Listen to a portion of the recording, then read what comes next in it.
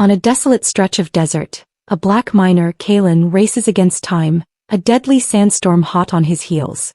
But when he spots two white women, their off-road vehicle hopelessly trapped in a sand pit, he doesn't hesitate. He pulls them to safety, offering his only means of escape, his truck. What unfolds next is truly touching. Before we dive in, let us know where you're watching from. We love to hear your thoughts. The desert wind began to wail, not a gentle sigh, but a harsh, grinding shriek, driving monstrous gusts of fine red sand across the cracked, sun-baked earth. It felt like the land itself was being torn asunder. Kalen gripped the steering wheel tighter, his knuckles white against the worn, sticky plastic. His old off-road vehicle, a relic held together by rust and sheer willpower, wheezed out barely warm air, struggling against the brutal, suffocating heat that pressed against the windows, now thick with the distinctive, choking red dust from the rare earth mines. He stole a glance at the rearview mirror. Nothing but the endless, parched expanse behind him. The rough, temporary structures of the mining camp still seemed an impossible distance away. His shoulders ached from the day's toil, 12 hours under the relentless, soul-crushing sun. His back screamed, a dull, constant throb from lifting sacks of crude ore that weighed more than he did. His body was a map of scars and calluses, his face etched with the deep, weary lines only constant back-breaking labor in this desolate furnace could produce. Every breath tasted of dust and desperation. His clothes, thin and patched, still carried the faint metallic tang of the earth and the sour scent of his own sweat. But none of that mattered now. He just needed to reach his shack, a flimsy lean-to of corrugated metal and tattered canvas, before the night swallowed him whole. The radio, a cheap, tiny thing he'd salvaged, crackled violently, the static almost drowning out the frantic voice. Sandstorm, severe conditions, visibility near zero. Seek immediate shelter. Repeat, immediate shelter. He slammed a calloused hand on the dial, trying to quiet it, but the warning was already seared into his mind. It was too late to turn back. The sky behind him was no longer just darkening. It was a monstrous, churning wall of yellow-brown, advancing with terrifying speed, devouring the last sliver of twilight. The road ahead was gone, just tire tracks rapidly vanishing under the swirling, suffocating dust. Everything around him was a muted, hellish orange, the air thick and choking, save for the distant, crude silhouettes of the mining operations and the slow, desperate flicker of his headlights cutting through the growing haze. His mind raced, not with fear for himself but with the primal need to survive.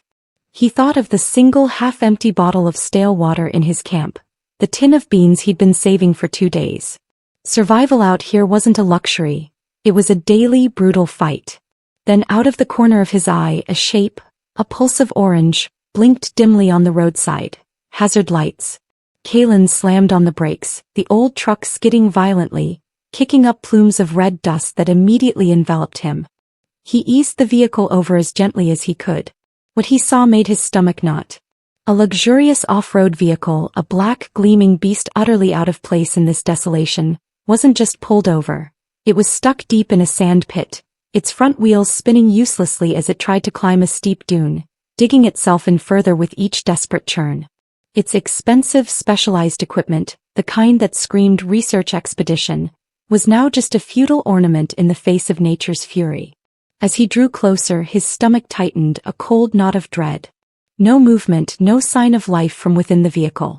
But then 2 figures, small and pitiful against the encroaching dust wall, stumbled away from the wrecked machine. An old woman and a younger girl, both white. Their clothes, once clean and practical, were now caked with the fine, clinging sand that plastered itself to their skin, their hair, every exposed surface. The old woman, Eleanor, around 70, frail, her aristocratic face now stark with raw, animalistic fear, began to cough uncontrollably, a dry, rattling sound that tore at Kalen's gut. The arid air, thick with pulverized earth, burned her throat, stole her breath. Her expensive, tailored jacket, now stained and torn, offered no protection against the biting wind. Her movements were slow, desperate, each step a monumental effort as if she were wading through thick mud. She stumbled, falling to her knees, then slowly, agonizingly tried to push herself back up, her hands, unaccustomed to such roughness, already bleeding from scrapes against the rough sand. Her granddaughter, Chloe, around 20, looked stronger, her face smudged with dirt and tears, but her grip on her grandmother's arm was tight, desperate, almost frantic. She was half dragging, half supporting the older woman, her own breathing ragged, eyes wide with a terror Kaelin knew well. They were moving in slow, agonizing steps, like two lost insects trapped in a maelstrom. The monstrous sand wall, now a terrifying, shapeless leviathan, was a looming presence just a short distance behind them, roaring with 1,000 voices as it devoured the last sliver of the horizon, threatening to engulf them in a blinding, suffocating grave. Kaelin didn't hesitate.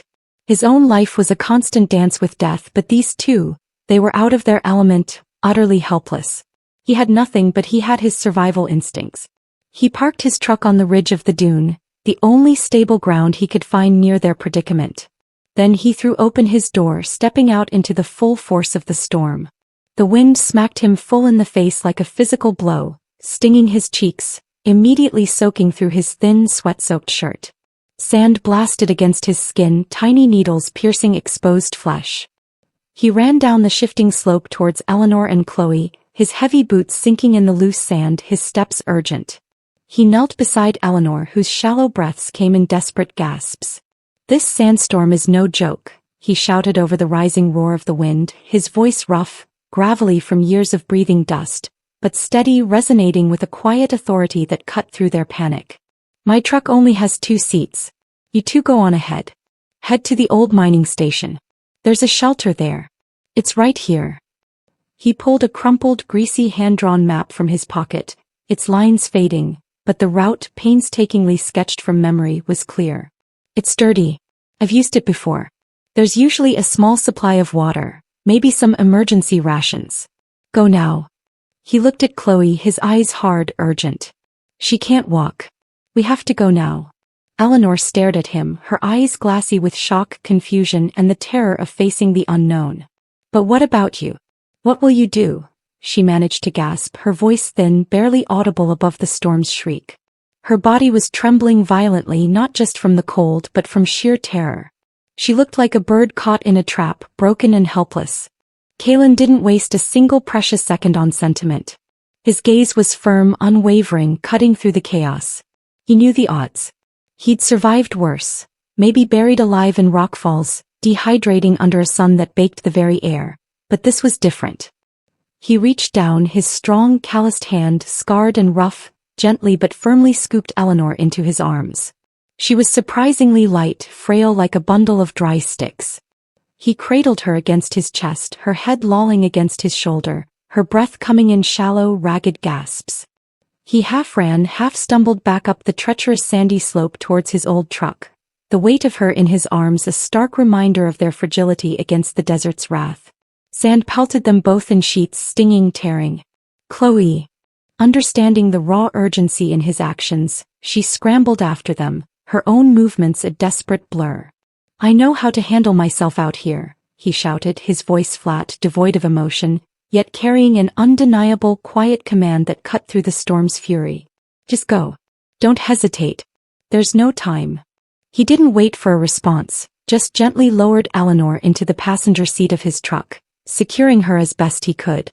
He helped Chloe climb into the driver's seat, her hands already fumbling for the keys. He pressed the map into Eleanor's shaking hand, making sure her fingers closed around it.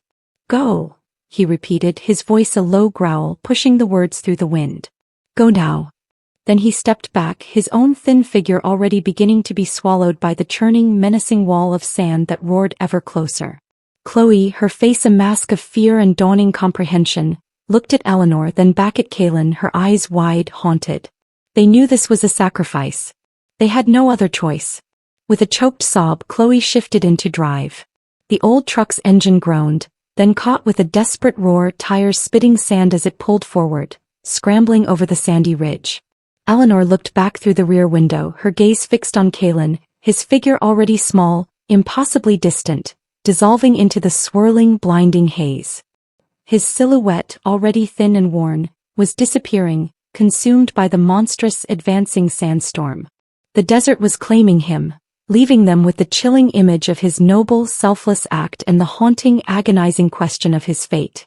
They were safe for now, but he was gone.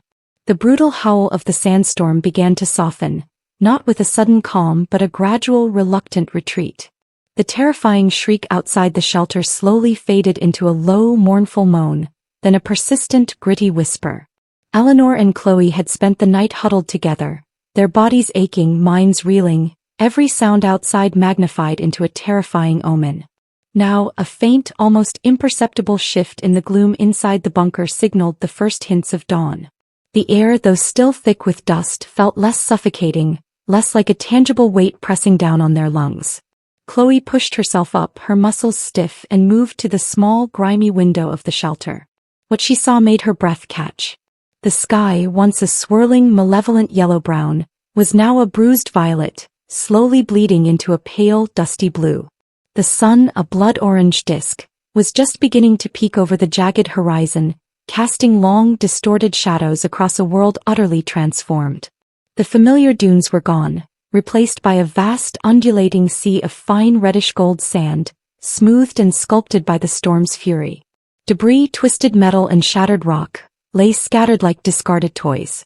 It was a landscape of desolation, stark and unforgiving, yet in the gentle light of the rising sun, it held a fragile, almost desperate beauty. "It's clearing," Chloe whispered, her voice choked with emotion. "The storm, it's over." Eleanor struggled to her feet, her old bones protesting, and joined Chloe at the window.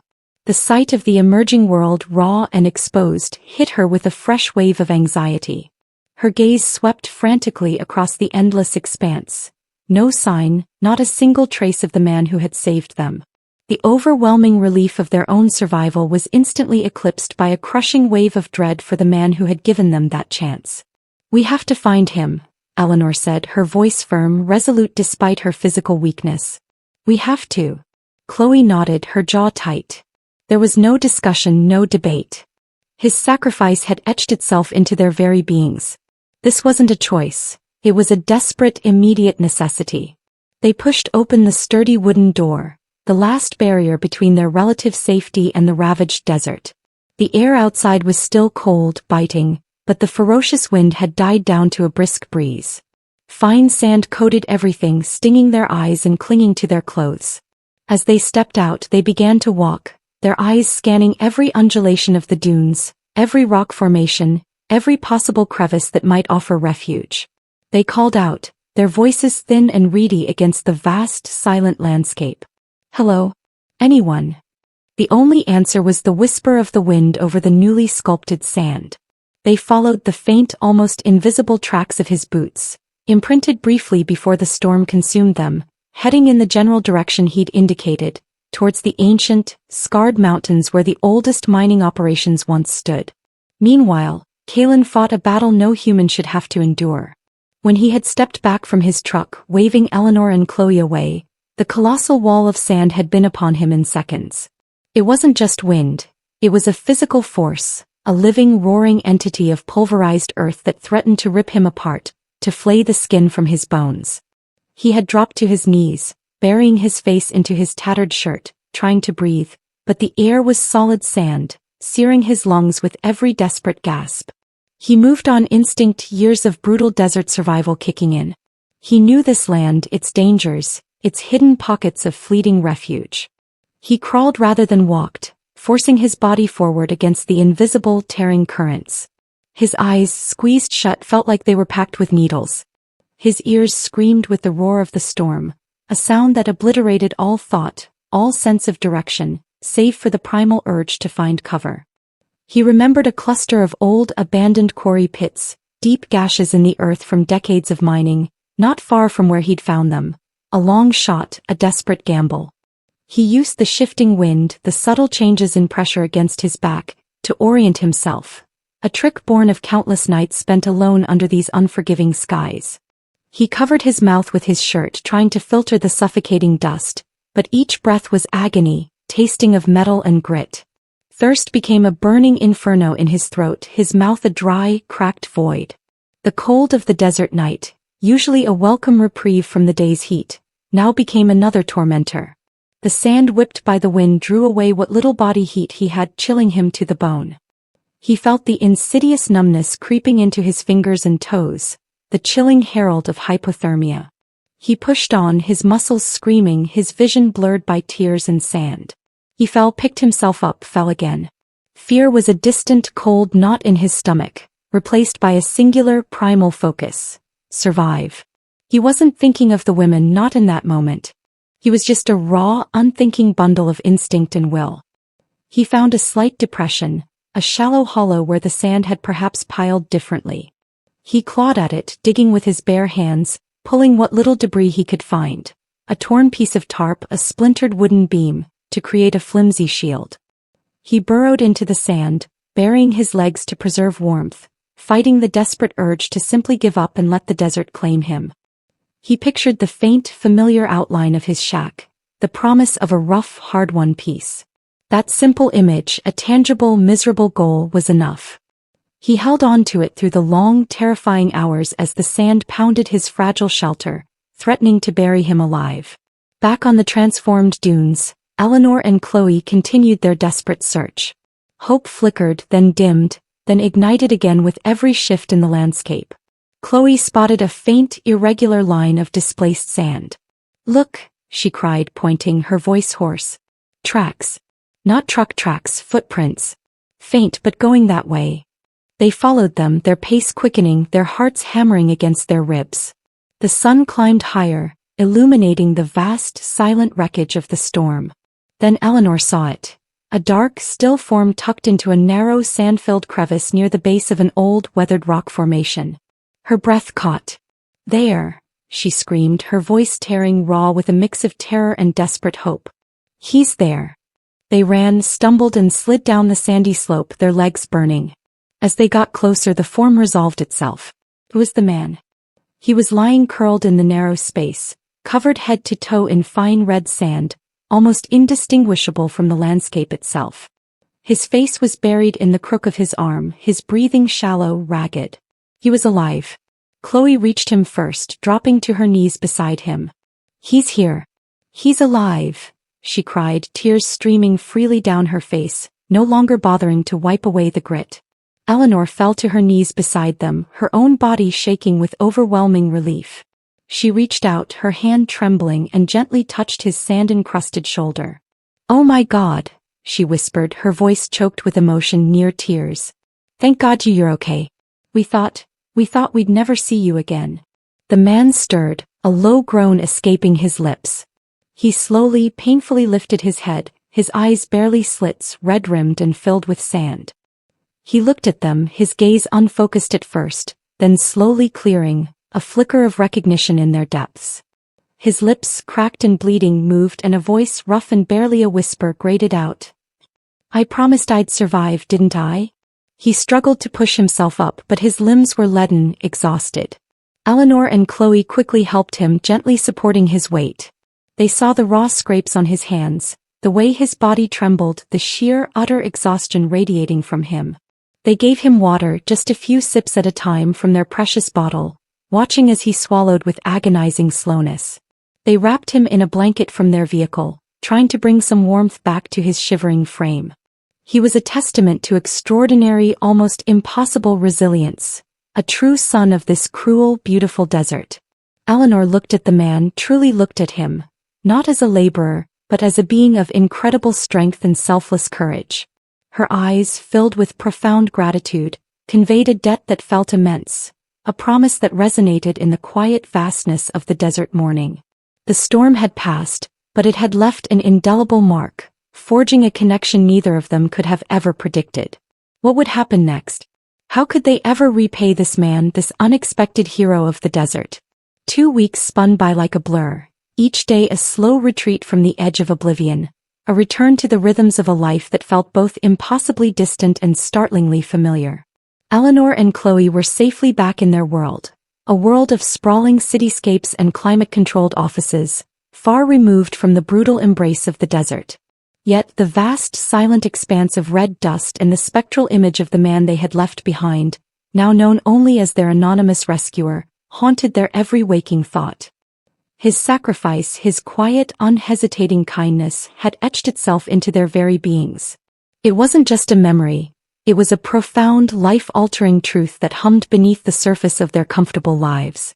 Eleanor, a woman accustomed to navigating complex geological formations and corporate boardrooms, found herself adrift in a sea of unspoken gratitude. The famed retired geologist, whose name once echoed in prestigious scientific journals and mining consortiums, now felt a gnawing emptiness, a deep sense of unfulfilled obligation. She had seen true grit, true humanity, stripped bare of all pretense in the most desolate place on earth, and she had, in a moment of pure animalistic survival, accepted a sacrifice she couldn't repay. This wasn't her style. She didn't owe debts, she settled them. And this debt, to a man who had risked his very life without asking for anything in return, was heavier than any rock sample she had ever collected. She started quietly, using her vast network. A web of contacts spanning across the mining industry, environmental research groups, and even government agencies. She began to make inquiries not about Kaelin specifically, not yet, but about the conditions of the desert miners, the unseen labor that fueled the world's insatiable hunger for rare earth minerals and salt. She learned of the paltry wages, the hazardous conditions, the near-feudal system that kept men like their rescuer chained to a life of brutal, endless toil. She saw the data, the grim statistics, but now she saw the face of a man etched with weariness she recognized, the man who had given them life.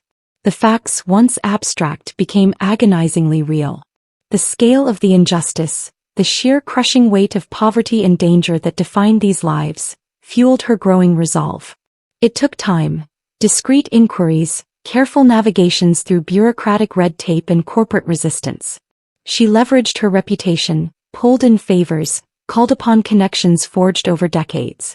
She wouldn't just send money, she would change a life fundamentally, irrevocably. She finally found him after weeks of painstaking work, piecing together fragments of information from remote outposts and dusty payroll logs. His name was Kaelin.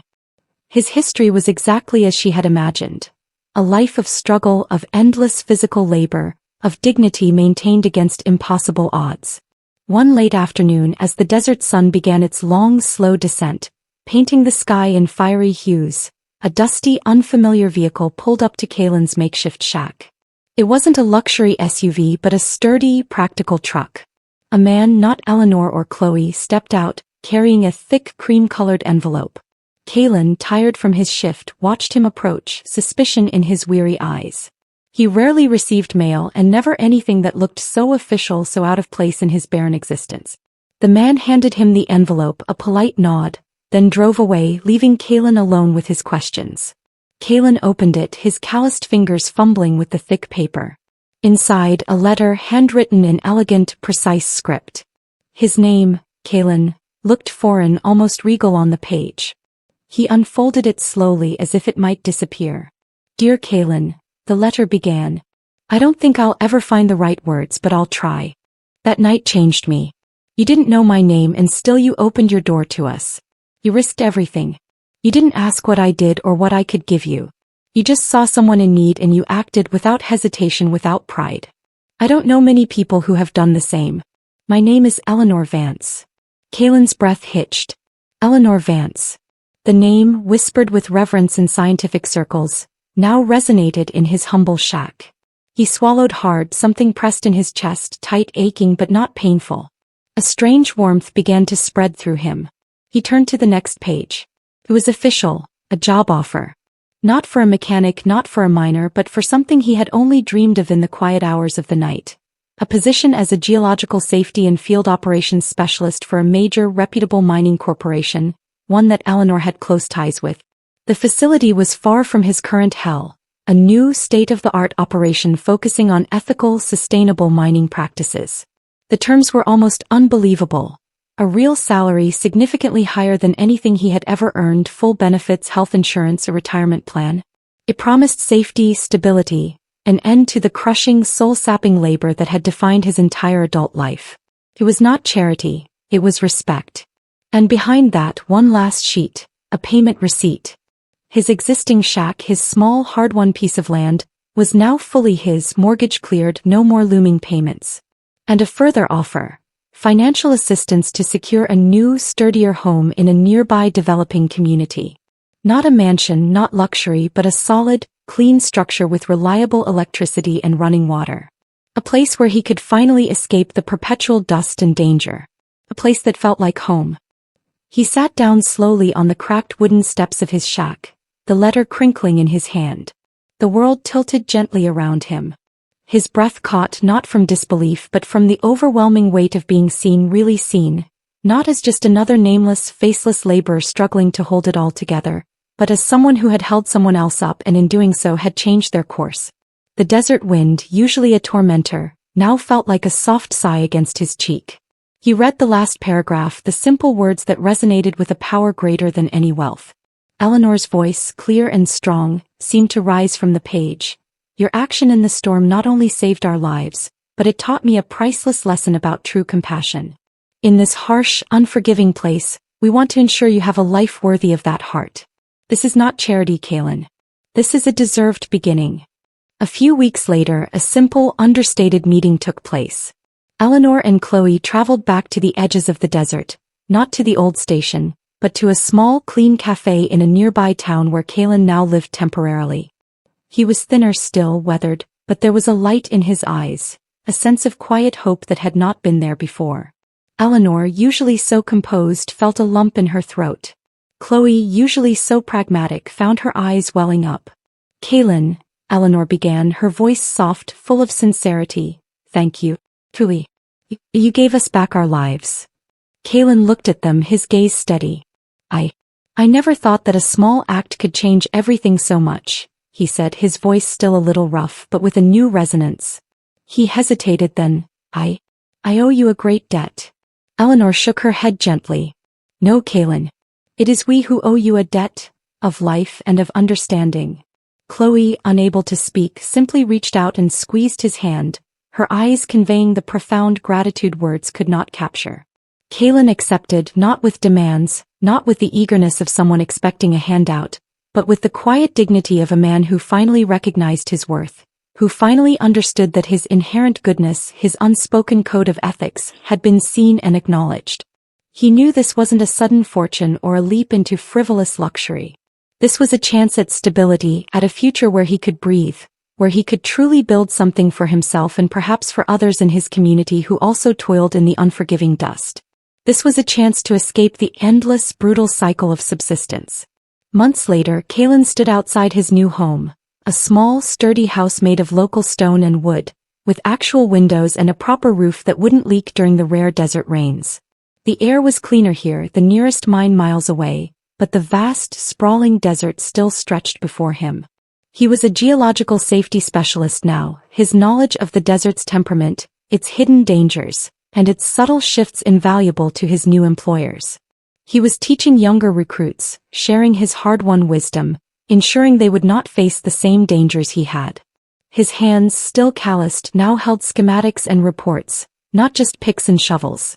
He looked out towards the horizon, where the sun cast long, golden rays over the red dunes. A quiet smile touched his lips. He thought of Eleanor, of Chloe. Their faces once etched with fear now held a shared memory, a bond forged in the heart of a storm. He had given them a chance at life, and in return they had given him not just a new life, but a profound understanding that kindness truly given without expectation, without judgment, was like a single grain of sand, tiny and insignificant, yet capable of starting a ripple that could reshape an entire landscape. It found its way back to you, bigger than you could ever imagine, changing everything not just for him, but echoing through the quiet dignity of a life finally truly worth living. Join us to share meaningful stories by hitting the like and subscribe buttons. Don't forget to turn on the notification bell to start your day with profound lessons and heartfelt empathy.